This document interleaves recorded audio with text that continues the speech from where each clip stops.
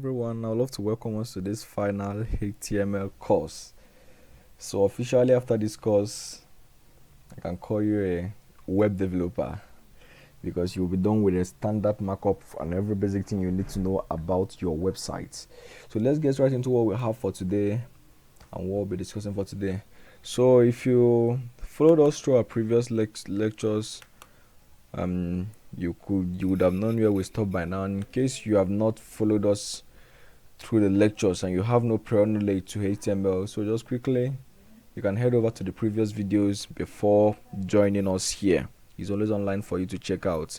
And remember, if you have any question in the course of this lecture, remember to contact me. I'll be glad to receive your questions. So in the last course we talked about block level elements, inline level elements, and this last course we'll be talking about a whole lot that you need to know, basically from fonts to your information about your sites and the basic things you need to know to make your site as efficient as possible.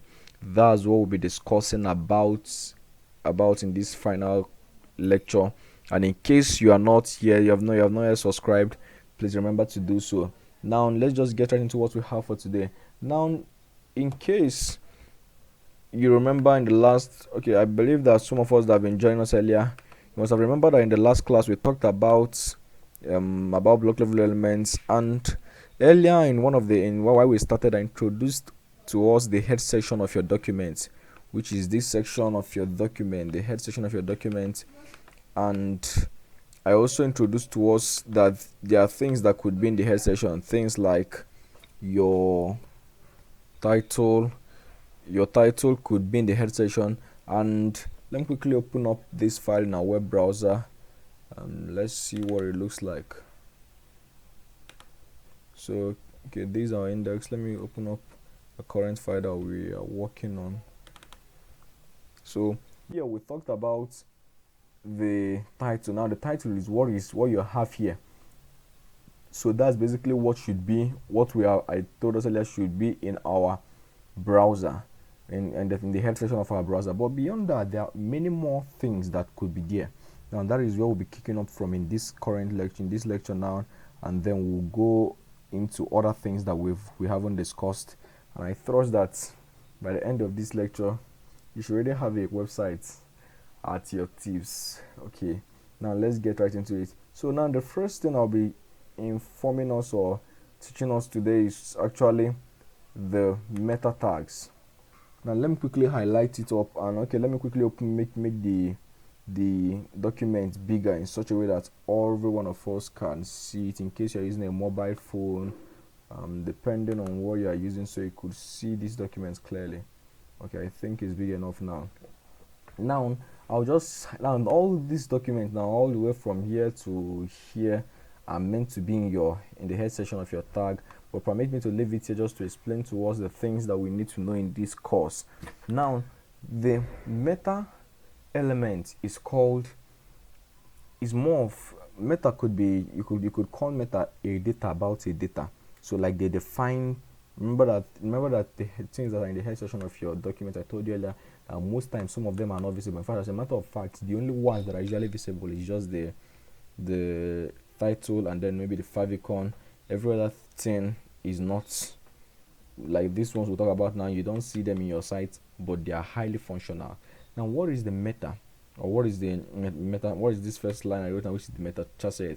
Now what the meta tag, I told you that the meta is about the data which you have on your site. Now what the first thing we're talking about is the chassis, which is the character set. So now the character set is more of how your site is encoded. How did you encode your sites?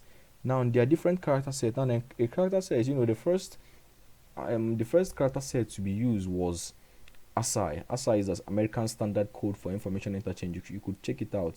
Now ASCII defined around 128 alphanumeric characters that could be used on the internet, like 01, 0, 1, 2, 3, 4 till 9, and even English letters from A to Z, and then some special characters like just, let's say, exclamation mark, $, plus minus, brackets, at just one or two. Now when HTML is an evolving language, so we have HTML4 and lower versions of HTML, but what we are currently learning is HTML5, which is the latest version now. So HTML4 came with the character encoding, which is the chassis called ISO 88591. So it's usually that one had 256 different character codes.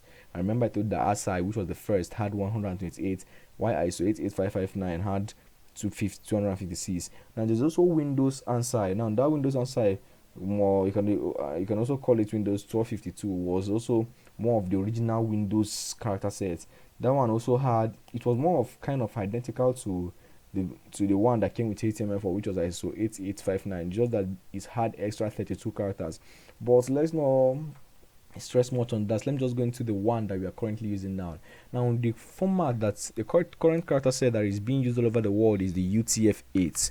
And the UTF-8 is, or you can also call it Unicode, covers almost all the characters and the symbols in the world from as much as you can do. Like, it covers it up. So it's best to define, though default browsers now mostly use UTF-8 as your default character set, even if you don't put the, even if you not define the character set, yet they will still default it to you. But it is best because sometimes you don't really know. Imagine if somebody open your site on a good browser, let's say on an old browser, it could default using either ANSI or ISO 8859. So it's best you just define your character set. So the moment you inform the browser that you're using Unicode, then it defines it and knows how to interpret your document.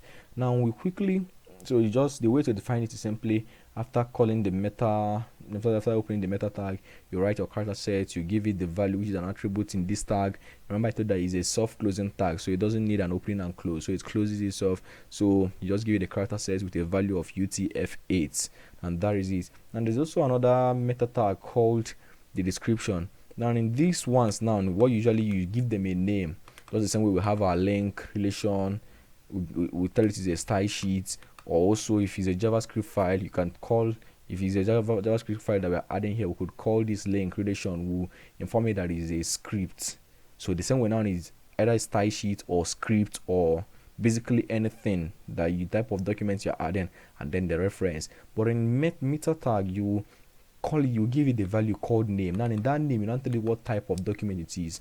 Now the description is usually to tell it more of what the contents, what you have in your website is all about. So now you may be thinking that some of this doesn't really make sense. It doesn't really make sense, but most times it's, in fact, these are kind of, they're very functional on your site because they help your browsers to be, you help your websites rather to be seen on the site or to be seen in search engines. So it helps your SEO, which is your search engine optimization.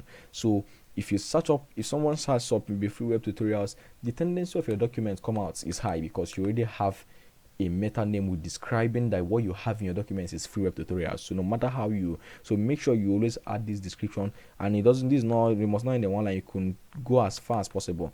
And there's also another context called the keyword. So the keywords define the basic words in your site, which is, let's say the keywords, let's say, okay, let me just say, for example, now I like this course now is on HTML, CSS, and JavaScript. If you could see, I used the keywords HTML, CSS, XML, JavaScript. So the basic things, if anyone that searches on any of these, basically my sites, even if it's not among the top 10, because there are also digital marketing strategies that you need to learn to optimize your search well, so that search engines could detect it. But beyond that, basically, if you check something on Google, hope you know that there are millions of results. So if you add this keyword, there is no way your own will not be among those ones.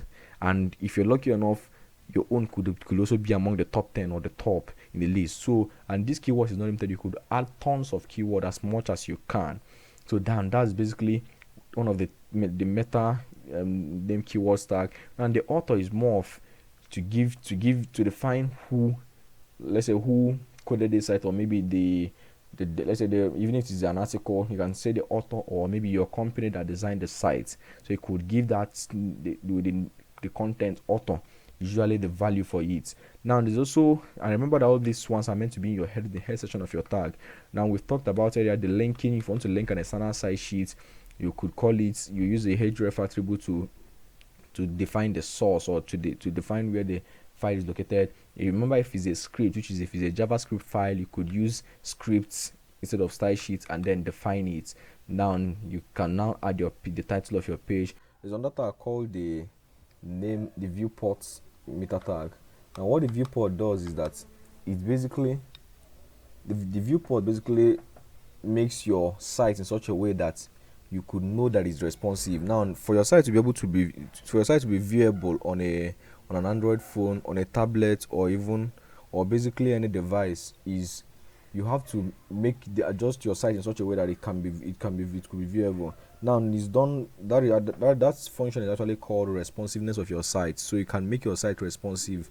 So but they actually programming languages that is used specifically to make your site responsive, such as Bootstrap, W3C, and the other programming languages you can use, which will come to that later. But for the meantime, this is a basic function that you must add in your document, which is the viewport meta tag, and then telling the browser that the content should have the width, and they will let the width of this content be the device width, and make sure you scale the value of your content to the initial value of 1.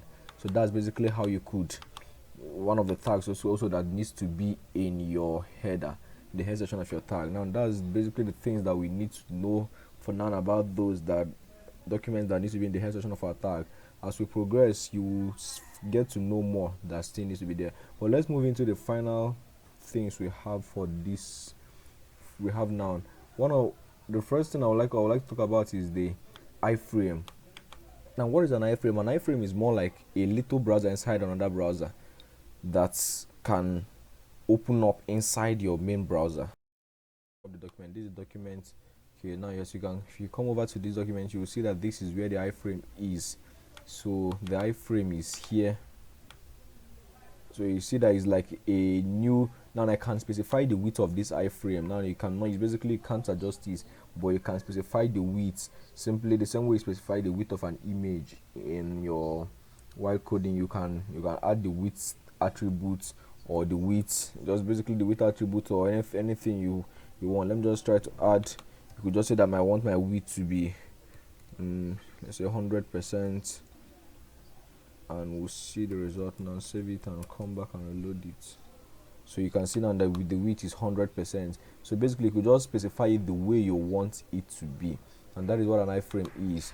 Now now there are also set of elements that we still need to know also in our document. Now they are called semantic elements.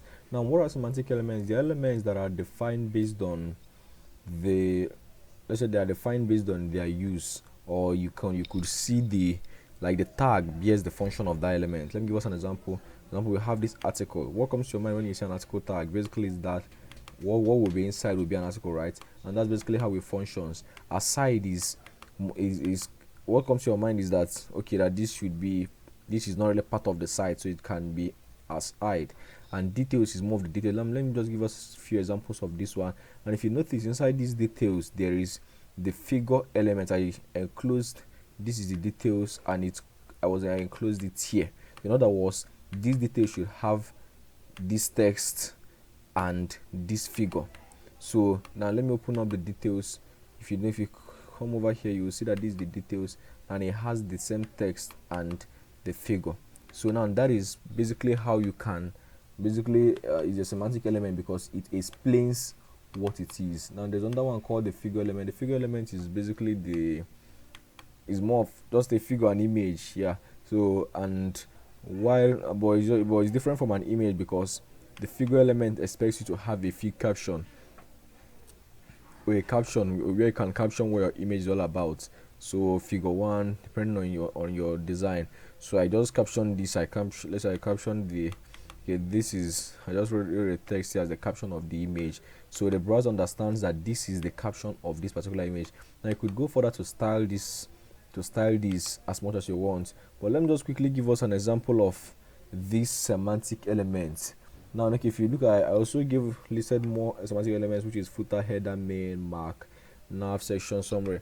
I have a document open. Let me open up one document that will explain it to us. Okay, I think now but before we come over to the document, remember that what I basically want to explain to us is that there is an article part in your document, there is an aside part in your document, there is a details part, there is the figure, there is a footer, header, and navigation bar. Basically, I want to show, and then the summary also. So if you look at this document now, this is basically, you could call this the header, or you could call this the article part of the document. This is the navigation plane, or sometimes, most times, navigation could also be on top, and then you will now define this place as your aside. So, and then this will be, these captions and image, and then this is the footer. So now this is the basic structure of any HTML or any document at all you could find. So that is how you're able to structure your site. So make sure now, though, even if you use div tags, as I told us earlier, which are basically containers, your site does not really know, your site will still be awesome. But the thing there is that as much as you can, make sure you use these semantic elements to define what you are doing, because it helps the browsers and screen readers to understand the best way to interpret your site. So now let me basically explain to us some of the things we need to know in this HTML layout, because this is more of a structure of how your site look. I wrote something here. I said in HTML you can use semantic elements to structure your site, how it looks, and the basic details of your site in such a way that it could be properly understood by the browser. And if you come over here, you will see that elements like, okay, let's say an element like this header. Now it just basically defined that this is the header of this document. So let's leave here now out of it. Let's just start from here now. And if you come to this document, you see that it has a header. So now it defines that this is the header of this document. So that's why I use the header tag. So everything, imagine if I wanted to add my navigation bar and other things inside this header, I'll make sure that every one of them is inside the header section. Now don't be misled that the header is different from the head section of your document. Okay, so we're talking about the header is just more of the head inside your main document, while the head section is more of where your meta tags and other details about your tags is. Now there's also another section called, it's actually called the section in your tag on your site. Okay, so the section of your tag actually is more of, it gives you that this is a section in this document. So I could just say that I want this first place to be a section. I just want this whole document, or rather to this part could be just a section in my document. So you could just use this section. Earlier, what's HTML4, when for some of these semantic elements came out in HTML5. So in HTML4, what was basically used were divs. Divisions, I told us that they are block level elements. So even if you could still use divs to be understood by your browser, but it's best you start by practicing the use of these semantic elements that have been released recently. So the section defines a section in your tag, and the nav actually defines your navigation. So you basically, most times you create your navigation using an unordered list. So as you could see, after adding your unordered list, you could now add a link to your list. So, and basically I just left it blank for now using the hash symbol, and they could declare the list. If you look at it here, you see that it has the default is there.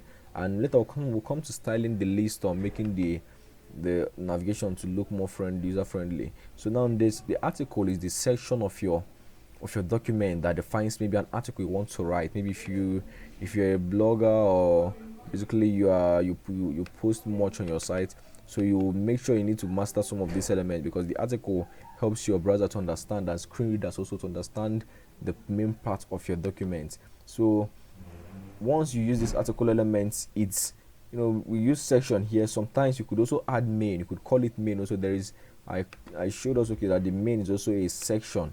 It's also a like you could call it a semantic element. So you could also add your main tag here. So by just use section for now, it's also fine. So you could just start by, and now we're in the article section. Now the article defines that this is an article in this document. So if you look at some of these documents, let me open it in my VS Code. You see that this is the section. I actually is closed, so I enclose everything inside to call it a section. And if you notice also, this my navigation was just enclosed inside there, while the article also, I enclose my article inside my section. So as most times you could also include your section inside your main, you understand? So as much as you can. So let's just quickly open up those documents, and let's return back here. So now we like what I remember what I want to do now is just basically explain to us the structure of this site in order to aid us understand the final things we need to know about HTML. So now I remember I told us that you use the fig caption. You remember you use the fig caption and you use the figure tag to specify your image if it needs to have a caption. Okay, so we have another document also inside another semantic element inside the p tag, which is called the sample tag, or you could just call it the sam tag. Now this sam tag is more of is used to define samples. So if you notice, okay, I could just show you where it is in my document. Like I'm inside a sample tag. So now that is basically how it's used to define. Now this sample tag has a default styling, which is, as you could see, is written in simply is a monospace font. So it styled it for you by default, the same way HTML has a default styling for your quotes. Now there's also another tag called the code tag. Now what the code does is to show to inform your browser that the next thing that is about to read out or that is about to be identified here is a code. So basically, if I want to write this code, maybe this code now, or I want to write a HTML code, you could just put it inside a code tag. So, but let's say now, if you notice in this document, I have my A equal to 2, B equal to 7, and C equal to A plus B on different lines. But yet, in this document, they're all on one line. Now, that's because the code tag is not like, does not move, it's not a block quote element. All of them are inline elements. So it lets your document all be an inline element. Now, but in order to preserve the spaces or to preserve the places here, that's why I commented out this pre tag, this PRA tag. Let me just quickly remove that preserve tag. Clear up this and this, and also this, and then replace this with or rather with this. So I'll save up these documents. If I save up these documents and reload this tag, so let me come to this. Remember, it's still the online, right? Let me reload the tag. Now you see that is now the preserve tag automatically makes my code a block level element, so it could preserve the line spaces and preserve basically all that I imputed in this code. And that is how to make a code, and you use the preserve tag to make it a block level element. Now let's leave it that way. So now there's also an entity element in HTML, and you'll be asking what an entity is. Entities are more like you could call them digits or numbers HTML uses to represent its character, or you could call them also, you could just say that let's say characters that are not present on your keyboard can be replaced by entities. Okay, let's say some characters now are reserved in HTML. Let's say if you want to use this greater than or less than sign in your text, the browser might think you are trying to use this sign as a tag, but it's not really. So the question is, does it mean that in every site on earth there is no greater than or less than sign? There's still a way to go about it. Now the way you go about it is using your entity element, or using the entity name of that particular tag. So now I give example of this entity name. Now if you come over here now, let's reload it, you see that this is the less than sign using this the entity name, or you could also say that, or this is the entity number also. So they are the same thing, either you master the entity name. But if you're using Visual Studio Code, the moment you come to your browser and let's say you want to write an entity, and if you just start up this by writing you could just write, let's say, basically anything you want to write, it gives you the list of entities. Now let's say if you notice, this is a character entity representing this sign. So as you scroll down, you could just see basically different entities that is possible for you to use, or in case you have forgotten it, or even if you are not aware, you could just browse up anyone online, or if you are aware of anyone, you could write it down. So now that's basically how you could use an entity in your documents. So now you could also notice also that I also used an entity also. This symbol also is the entity for it. So there are tons of entities that I could use. So but I'll give us a link to all the HTML entities in the description below. So if you could just go to the description to see the link. Now there is what we call a non-breaking space element entity. So what is a non-breaking space? Now, like a common character that is mostly used in every HTML is a non-breaking space. And a non-breaking space is a space that will not break into a new line. So no matter how you try to readjust your browser, the browser knows, oh, that this is a space, but please don't break it into a new line. Let's say example, this is a 10 kilometer, or probably if you are working with maybe currency and other things that you know that are very delicate, so you could just make this a $1 million or 1 million. So you could just make sure you use non-breaking spaces to make sure that the person is not confused that he has won higher than what he thought he would win. So now a non-breaking space is an example I wrote here. This will not be broken, though with a space in between, because it is preserved by a non-breaking space. So let's come over here. You'll see that this is 10 kilometer. So you will not even notice, but behind it has a non-breaking space, so there is no chance for this to break. Also, there is also, and this is another example of an entity name. So you could see, okay, now these are emojis. So now emojis are, you could call emojis, or you could call them symbols, HTML symbol entities.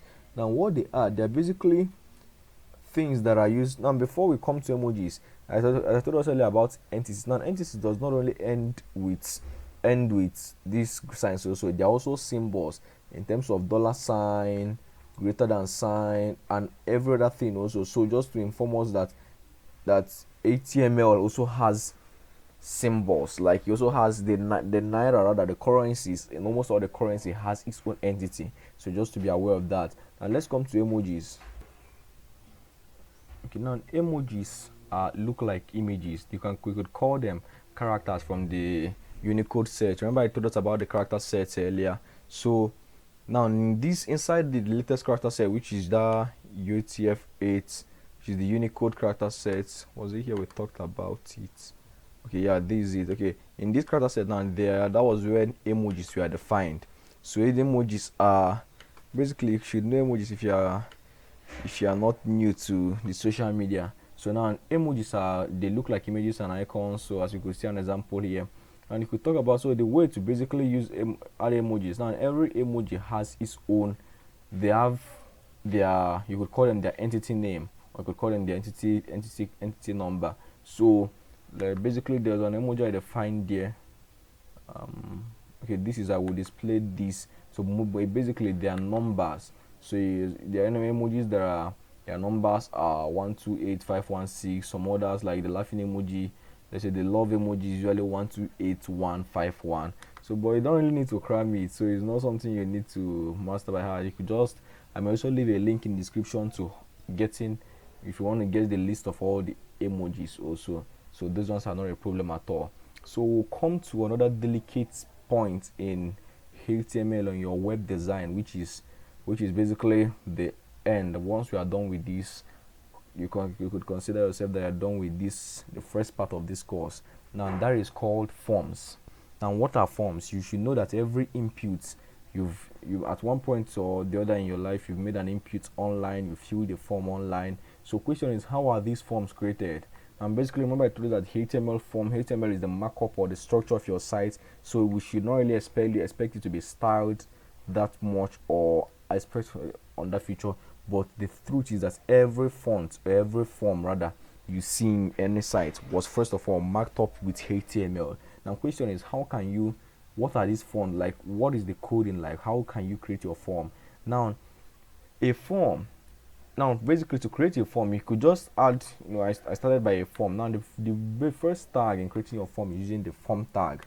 So you could just, most people could just start off by writing, they will not even add the tag, and they will still write, your browser will still interpret it. But to instruct the browser correctly, you must start up your form tag with a form tag. So basically it's not visible on your code, but it knows, oh, that is, even if you remove it, it will still show. So that is no problem, but basically it informs your document. The same way, if you remove this body tag, the head tag, or the doc tag, it will still, everything will still be visible on your browser. So but it's best to structure your browser correct, your website correctly rather. So you open up your form tag using the form tag, and now once you've opened up your form tag, there are different types of input. Now the input tag is used to describe what type of input you want to collect from the user.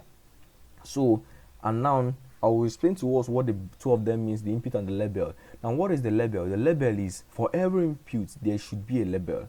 Now, if you notice here, this is the label for first name, and then I asked what is your first name, and then input type is text with the ID of first name, and then I gave it a name value of f name. And what I mean here in this sense now is that if your input is, let's say I want to use this particular type is text. If you notice this text, so both of them, question is which of them now is collecting the first name. And if you notice and now this is also label and this is also label. So, and this label is different from this particular one. They are all labeled. So what if I want this label now to be the label for my last name? So this is an error. So you could notice now that in this my document, I basically called this my label. I called my second label. I give it an ID of first name. And you see that basically now what the browser understands from here now is that this label, that this input, any input now where has the first name, that the label for it is basically this one. So so in other words, this label is both for this and this. Are we together? So you understand that now. Let me just explain it to us from the beginning again. What I basically want to make us understand is that every label has a for attribute. Now the for defines the type of input you want to receive. Now after adding your label tag, you must have an input, which is where you receive the information. Now your for attributes should be the same as your ID attributes. Now it makes the browser understand, that this label, which is what I wrote here, first name, is for this ID, which is first name. You could ask, okay, well, can't you use class or any other thing? No, basically in documents you use the ID. So what you do is in HTML font, make sure you use whatever that is in your for element for attribute should be the same value in your ID. Now with what I did here now, which is giving the input for last name, this ID of first name, the browser automatically understands that this label now is both, that whatever I write here, whatever, now not considering these two I did here, that this label now. So let me come back to this code. So if I write my first name here, let's say I just write my first name, and then I write it here, or I write my last name here. So what the browser understands is that these two is my first name. Now that is because that this label now is for the both of them. That is because they both have the ID of first name. So let's quickly make these changes now, which is returning it back to its original form. So it's meant to have an ID of last name. So now this is the right way now. So because it has this for element, and so let me quickly return back and reload my tab. And this is so we're meant to inform the browser that this and this, that the both of them. So for every label element with a for attributes, there is the ID first name. So if you open up your inputs, remember it's a self-closing tag, so it doesn't have a separate opening and a closing tag. So just is one single tag, a self-closing tag. So the moment I open up my input element, so it's not a block level element, it's an inline element. That's why you need to use break lines. Remember I told you that block level elements take a new, like what we just did here now to preserve it, it takes a new block completely. It clears everything by the right and by the left. So but HTML forms or inputs are inline level elements. So what they actually do is, so you must make sure you add a break tag to break your elements. Now the moment you use the input type, which is text, it will give you this. It will give you an opportunity, like an option to input your documents. So, and if you use, then you could just give it an ID or first name, and then maybe you could just use your name. Now whatever name you want to give it, but remember I told you that make sure the ID here is the same thing with the for here. So now there's also there are different types of inputs. There is a text, so there's also the email inputs. So the moment you give it email input, now let me give us an example of this email input. Let me just write okay, let's say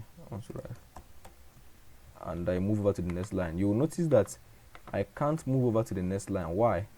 Because even if I enter my destiny, what I'm being informed is that please include an @ in the email address. That is because it's basically understands it. So there are ways you could verify. There's what we call, you could verify your documents or your forms rather to make sure that they meet the requirements you want in your document. But those ones are mainly done with JavaScript. So but you can't but with HTML5 the work becomes easier because some things can be easily defined for you. So now, and you could imagine now that even we can't even enter this document because since we have told you that this value should be an email, so it expects an email from the user. So there is an input type text, there is email, and there is also file. Remember that for each of them also you must have the same ID. So there's also file. Remember, you can just write any value you want. Maybe select a file.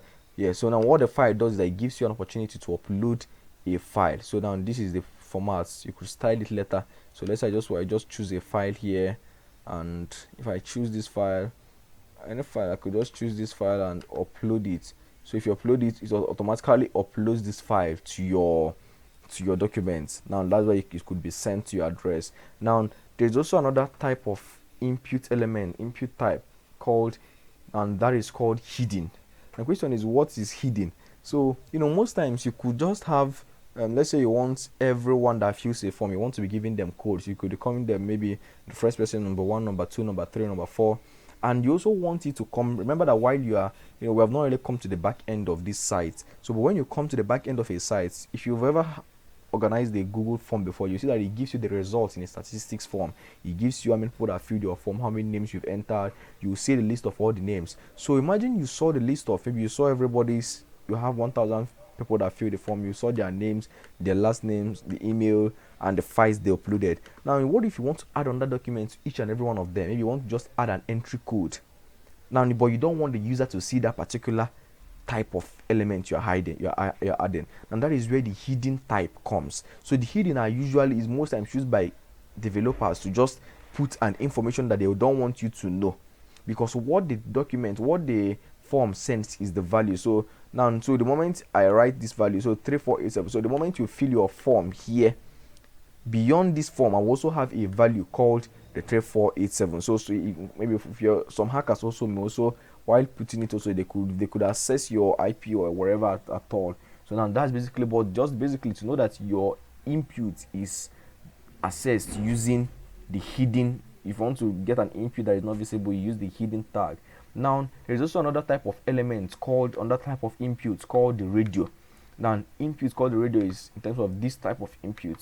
So if you must have seen this somewhere at one point or the other. So now you enter it into your browser using the radio type. Now what the radio does is that it basically gives you the privilege of being able to add, maybe choose one out of 3 options.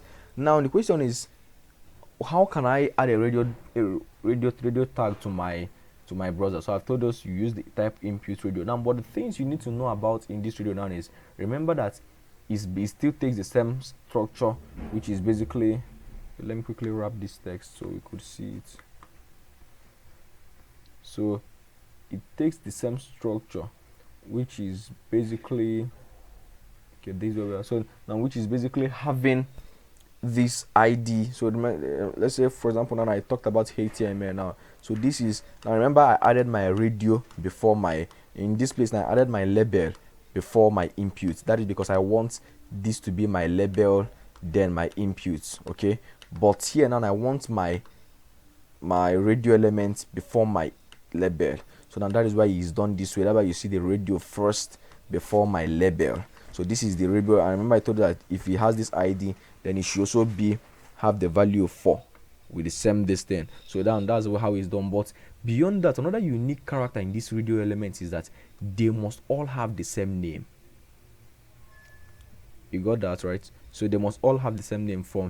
So imagine I gave this fav language. Now what is the essence of making it have the same name? Now if they don't have the same name, you can choose up to 3 or 4.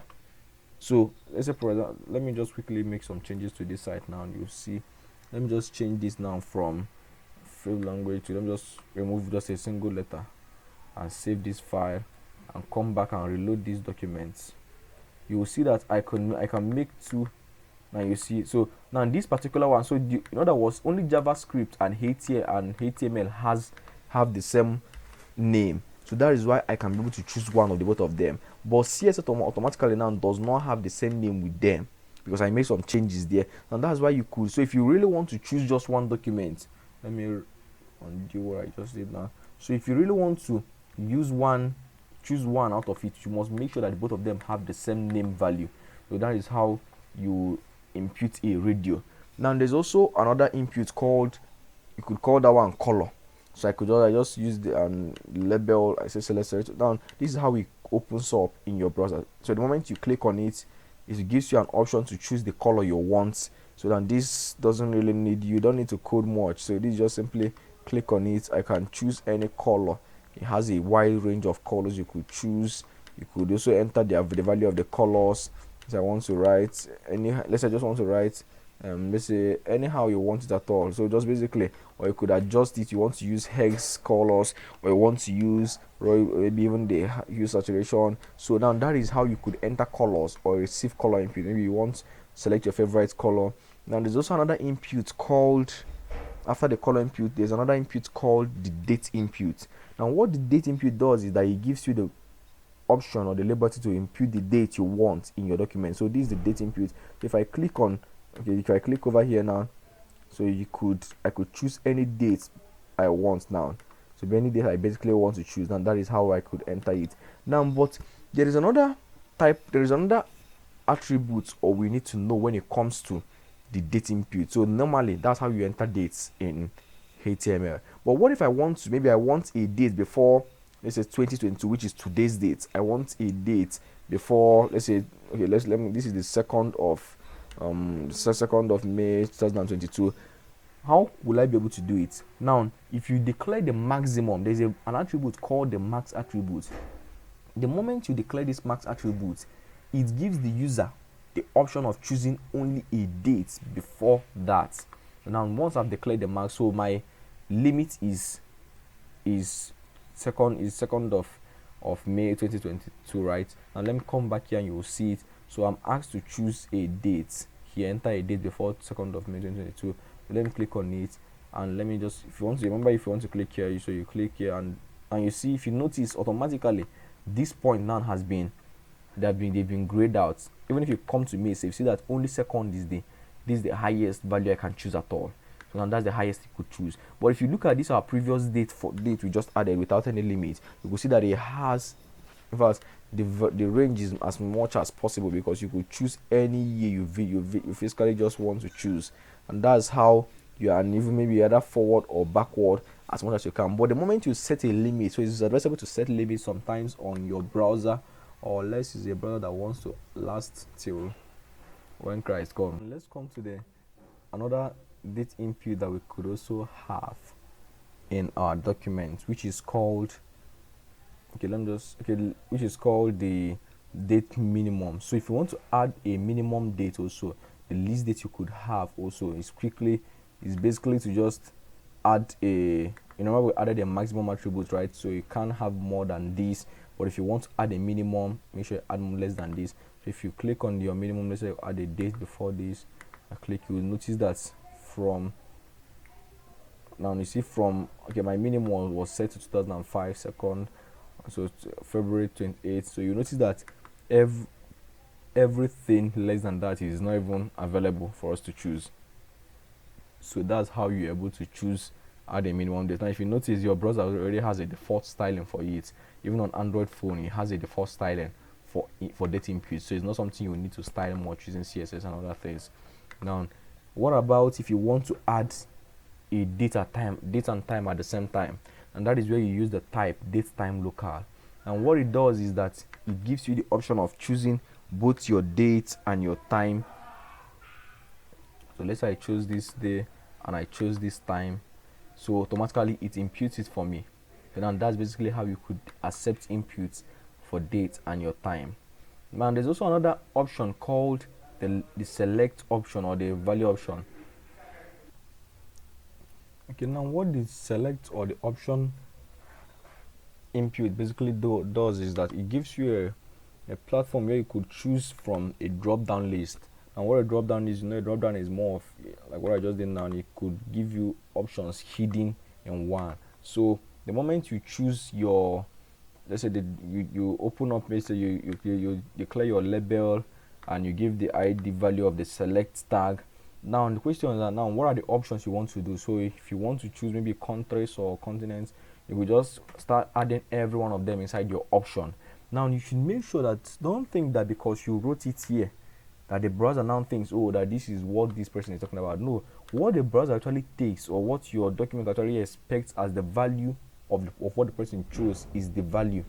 So the value is what the browser receives as the input.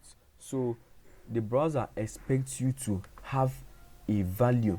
So for what I just wrote on React.js, what the browser is going to send to me is React. So not really what you declared or what's using your label, is what the value is, that is the value of your document. So you could use option to declare the number of things you want to choose here.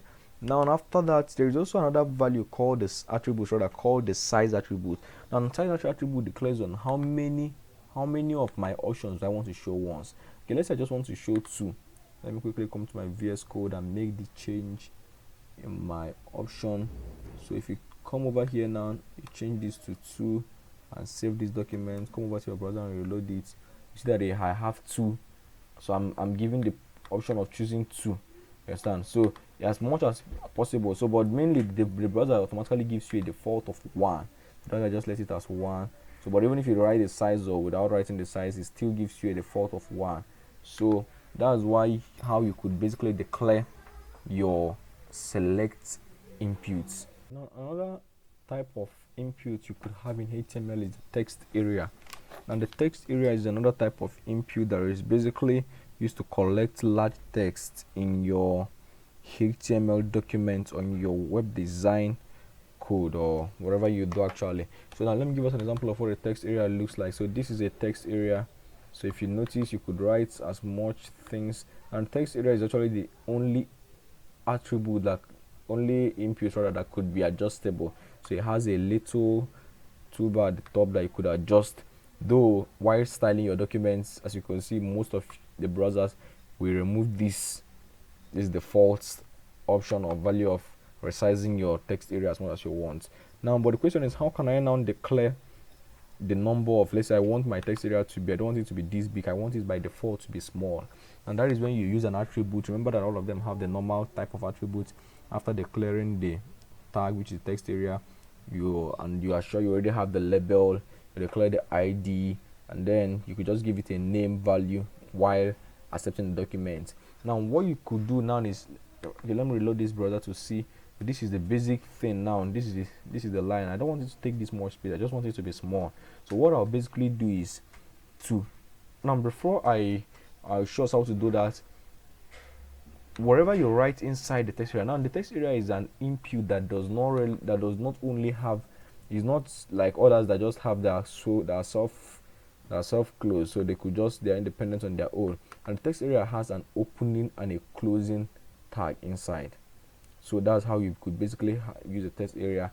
Now, but at the moment, anything you write inside that open and close tag is the default value. So as you saw here, the first text inside this box. So now that's how you could basically have your first text inside your box. Okay, this is the text area. This is our text area, and I want to adjust this code. Let me just put it in the value of 5, and then remember, use the rows attributes to define how many rows you want it to be. Let's just come back so I could explain it to us. And unless I just want to, I save up these documents, I come back to my browser. This is the let me reload it. So now you see how small my text area is. Now that is because I made my rows to be 5 and then my columns too. So as you are aware that since this is the rows, which is this horizontally, so I made it 5 and this is 2. So you could just use the rows and columns to adjust how you want your text area to be. And that's basically how to impute a text area into your code. And there is also another type of input called the button. And what the button basically does is that it's just something that is clickable. So the moment you have your your normal, the same way you impute your type element, and this one doesn't have so the moment you impute your type element, so you just open up the button. Now inside, the same way you have a text area, and what is inside is what you use as your default text. That's the same way. So the button type, the button is an open and close tag element, rather, that you that the value inside is the value that will be on the button. So that's how you impute your button element. And finally, there is also another input type called list. Called you could call those ones also list, which is list of names. And what it does is that it gives you the value to choose from previous list that you had in your browser. Let me just come over and click here.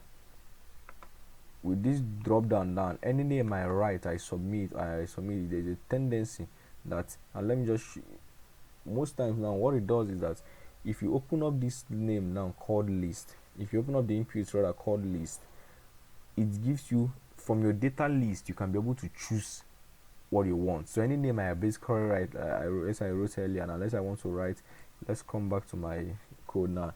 You'll see that, let me just come to a bigger one. Okay, now you see that in this input called list now, I defined input.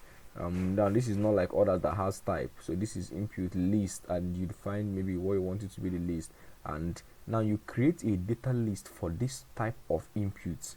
And the moment you have a data list for it, what it does is that anytime you are trying to enter a value, it chooses the type, the value from the values you've entered. Just like that. That's how most times you see some browsers, maybe when you want to enter your country is already inbuilt. So let's say I come over here now and I just want to write, remember I have names like Reinhard, Billy, Benson, Peter, and Joshua. Let's say I just write Joshua. So you're just writing your J gives you an option. And okay, let's say I write like R. So you see all the letters with that R will come out. And that's how you basically use a data list option. So now that's how you could be able to choose, maybe for those who want to register, you're creating a form that needs your country, or you need anything that will need you to provide the data beforehand. And that's basically how you could structure your website in forms. Now there's a final type of input called the submit input. Now what it does is that the submit input gives you the preference or the choice of being able to add it. Now it's not like a button. Remember this button, but this one it's the type is submit, because it basically knows that what I want to do next is to submit this document. So what you basically do is just to, if you impute it and then you say the type of input you want, and then the value, usually submit or anything, you can just say don't submit, or just whatever you choose as the value is what would be here. So if I write submit here, if you do submit, so the moment you click on this, what it basically does is that it submits everything in the form. But as you know, we have not really done many back end work in it, so basically you will not see any input in it now. But if you just look at something, let me just show us let's say a preference now. You see I clicked on submit now. Look at this my URL now. You see that this is the F name, the L name, which we are all those our let me open it up. All those are IDs that we gave here. So if you come starting from the first name, so you see the names, the L name, the email, so you see all of them inside it. So basically it wants to submit it, but since including our entry code, so as you could see, all of them are here. Now that's basically how the browser submits your documents to the form. But since we don't have any of these, maybe any post attribute here where we send the document to, that is why, as you can see, it's not being sent anywhere. But that is just to show us that the input, that the function of the submit document, that it receives it. Let me quickly say that this document does what it receives it. So it makes you to be aware that all these files, all these is aware that is in your document, and it can post it to you. And that's basically how you could add a submit document in your form. And now another semantic element also, I remember you to close your form tag whenever you are done with it, and finally close your P. And then another semantic element we should also know about is the footer. So the footer is basically used to clear or to open up a footer or the last part of your document. as you could see that this is a footer in your document. You could add your web link, you could add your maybe your social media handles in your footer. So the footer contains a whole lot. Or you could also add your navigation bar also, maybe just or recent post in your footer. So remember, it mustn't be just a single line. It could contain as more documents as any other HTML document can contain. So that's where we'll wrap up this course for now. So if you followed us all through the first lecture up till now, I'd like to congratulate you, because at this juncture you are already a good web developer. So but furthermore, after this class now we'll move over to CSS, and we'll also be running Python backend development class at the same time also. So if probably you have not yet mastered these ones, well, don't worry, just keep following us with CSS, and whenever we are done with these ones, we'll move over to those backend. But if you maybe you already have a little knowledge on all this and you would love to move over to backend development, just feel free to join the class, as we'll be uploading the videos as soon as possible. And remember to subscribe to get notified and turn on your notification button whenever we upload. So but basically you are done with HTML as a markup language. So every other thing you need to know basically about HTML, I told that there are still some other things you need to know, but those ones are best taught while it's time for practice. So there are some other, like in this our form now, there's a post attribute, but that is usually done when you come to the back end, you will learn all those ones. So but for now, you could create a site using HTML and maybe a little CSS. Now don't mind this my site, I did some CSS styling to it. So basically if you impute some of these things, you may not really structure your site this way. So but the styling I did to my the CSS styling I did to this document now, though it's not really that okay, just basically to explain it to us will be taught more in the CSS class. So make sure you subscribe and make sure you turn the notification button, because we're bringing more lectures to you. So this is where we'll be wrapping up this class. So if you followed us all through the way, I'm so glad to have you, and I'm trusting to see you in the next class. Thank you very much.